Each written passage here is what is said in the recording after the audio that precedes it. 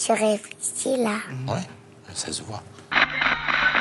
Moi, tu me parles pas d'âge. Parce que c'est notre projet! Et j'attendais, je ne vous le cache pas, ce moment avec un peu d'impatience.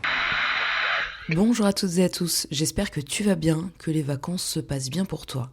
Aujourd'hui, dans ce nouvel épisode du Monde à ma hauteur, on va parler de religion. Cette année, 2 périodes importantes commencent aujourd'hui pour des millions de personnes. Je parle du Ramadan et du Carême.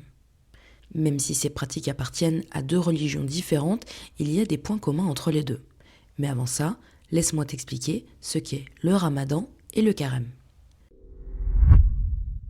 Le Ramadan fait partie de la religion musulmane, qu'on appelle l'islam. C'est pendant le mois de Ramadan que le prophète Mohammed reçoit les premières révélations du Coran, le livre sacré des musulmans. Ce mois devient alors un moment très important.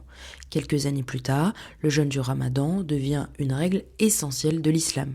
Il fait partie des 5 piliers, c'est-à-dire des 5 grandes pratiques de cette religion. Mais que fait-on pendant le Ramadan ?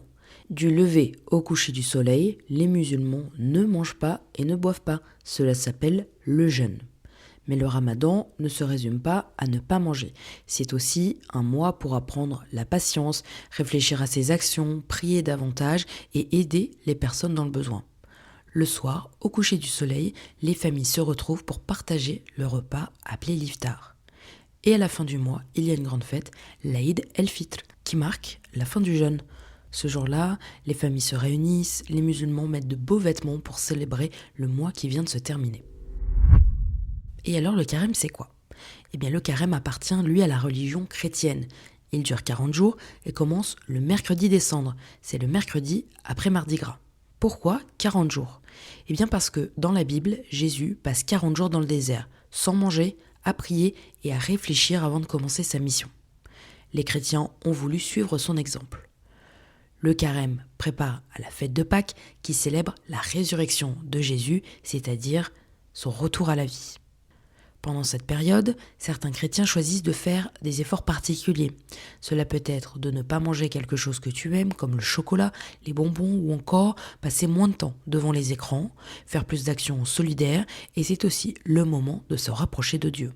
Et à la fin de ces 40 jours, il y a la fête de Pâques. Pour les chrétiens, c'est la fête la plus importante de l'année, elle est synonyme de renouveau. Là aussi, les familles se réunissent pour célébrer. Alors même si le Ramadan et le Carême viennent de religions différentes, ils ont beaucoup de points communs.